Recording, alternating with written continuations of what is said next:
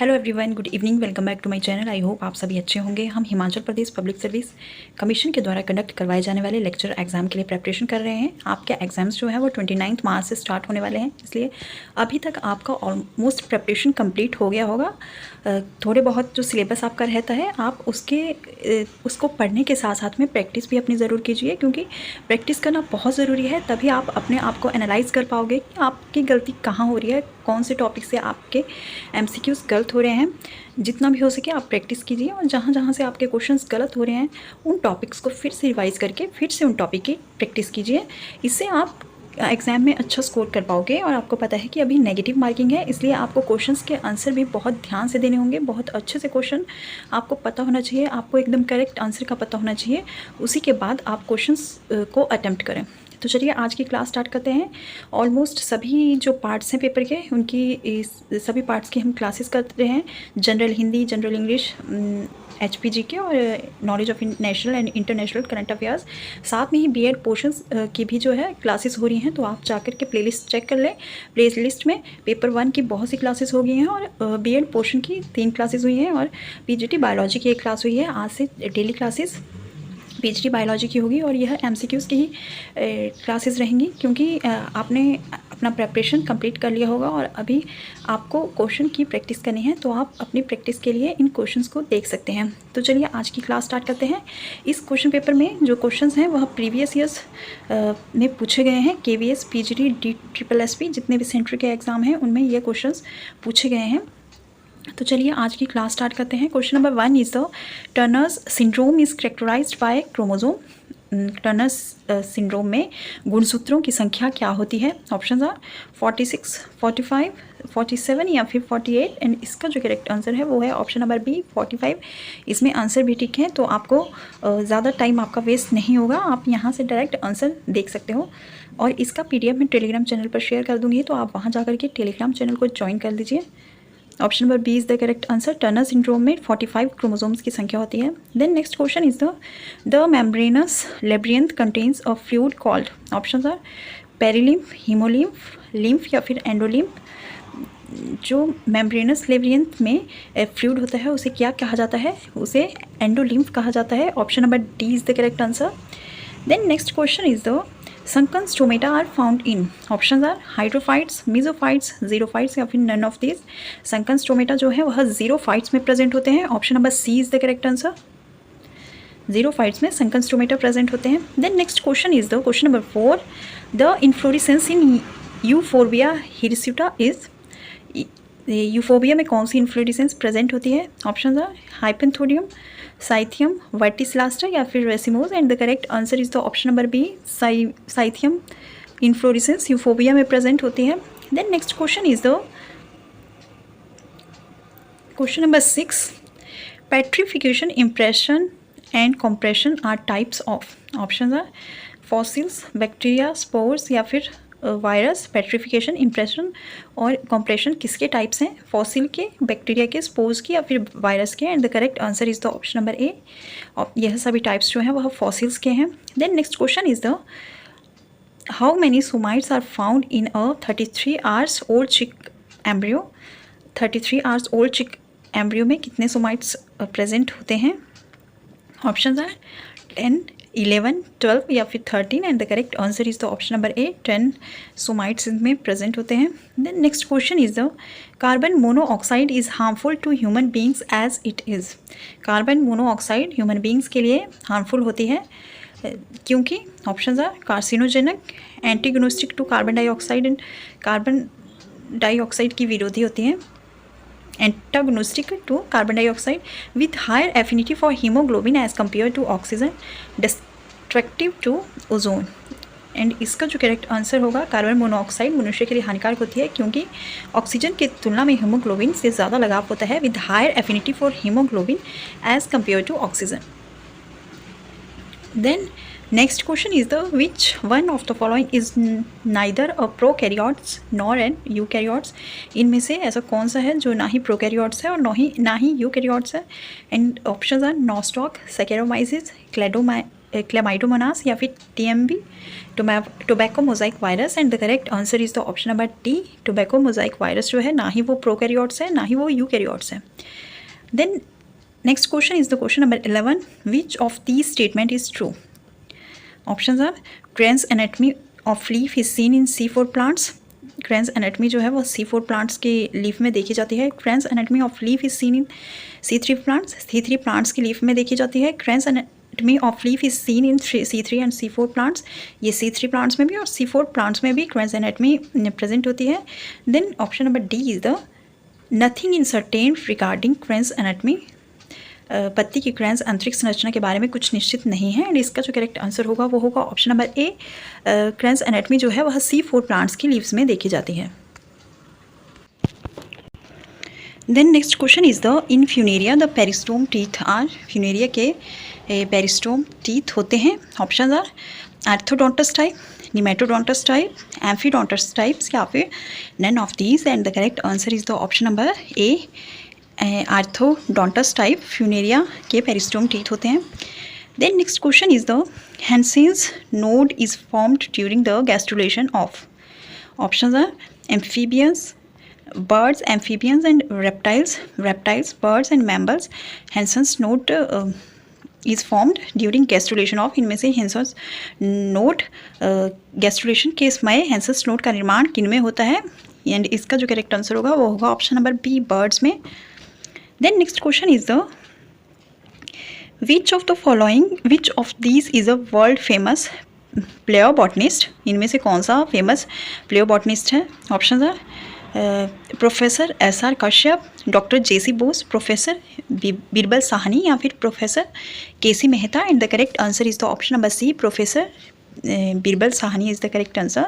यह एक famous world famous palaeobotanist है। Then next question is the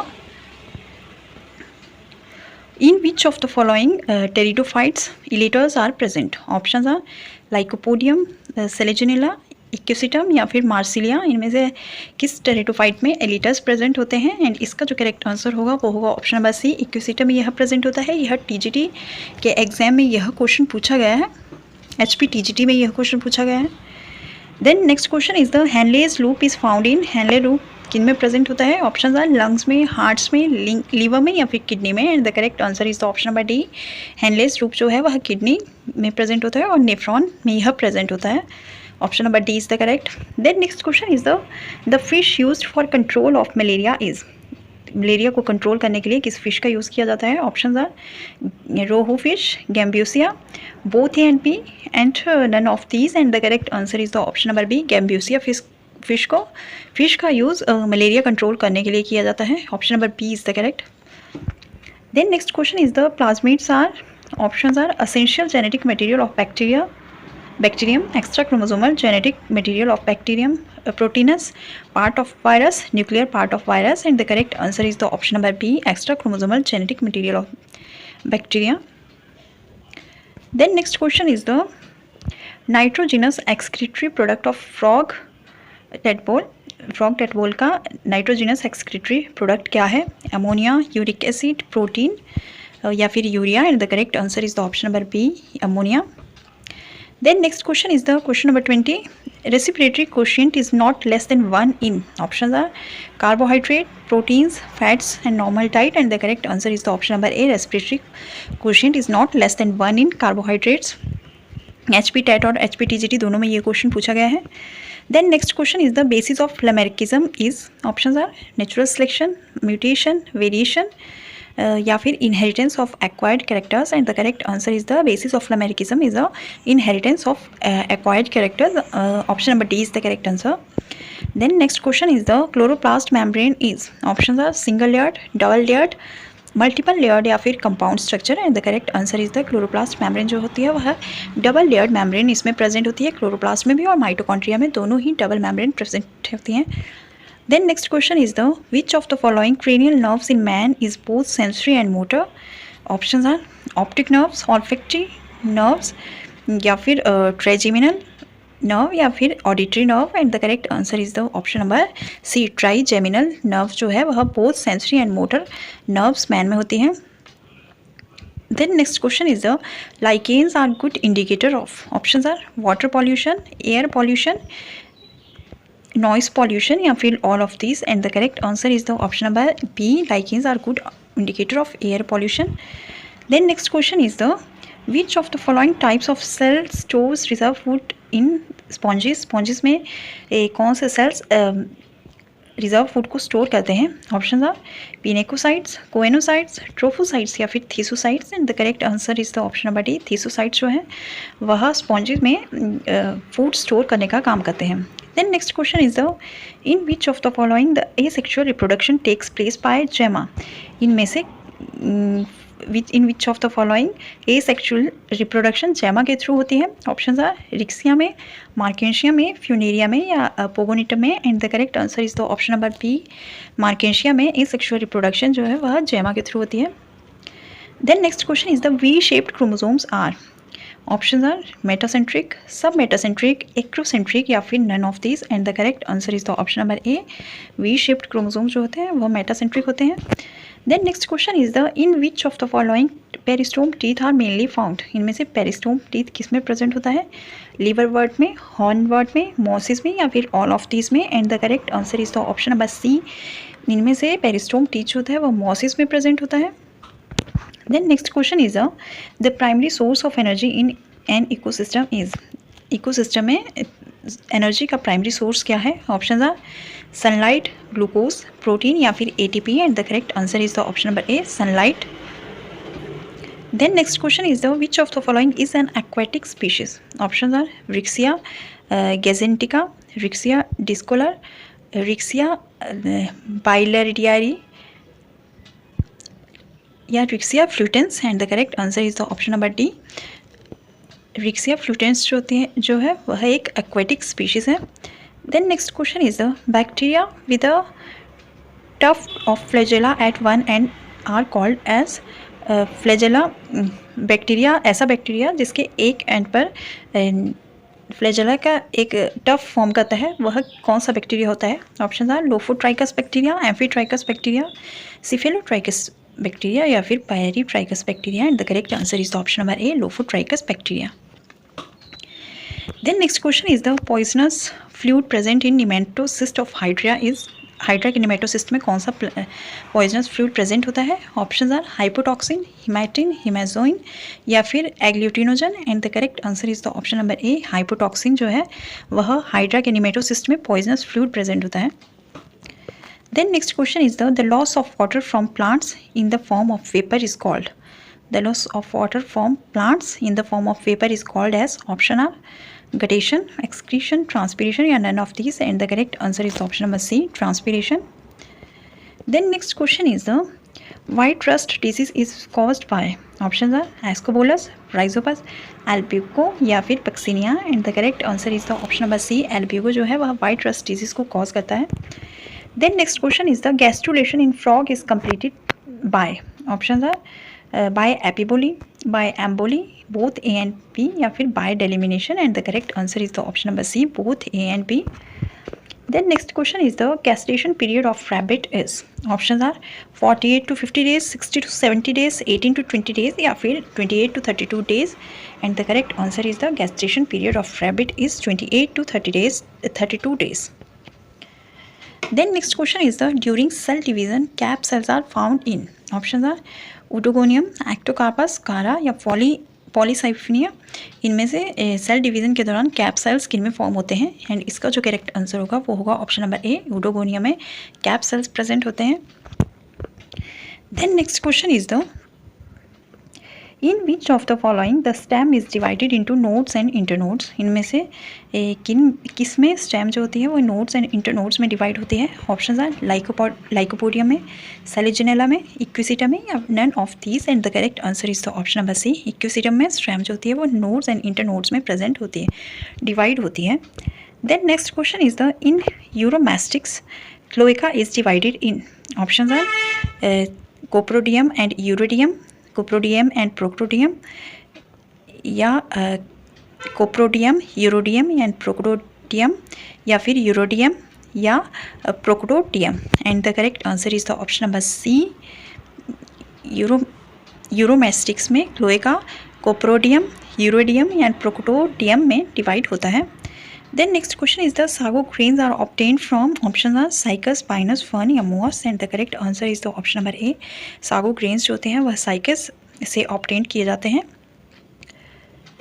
then next question is the Taenia saginata differs from Taenia solium as it lacks. Taenia saginata जो है वह Taenia solium से किस तरह से डिफर है?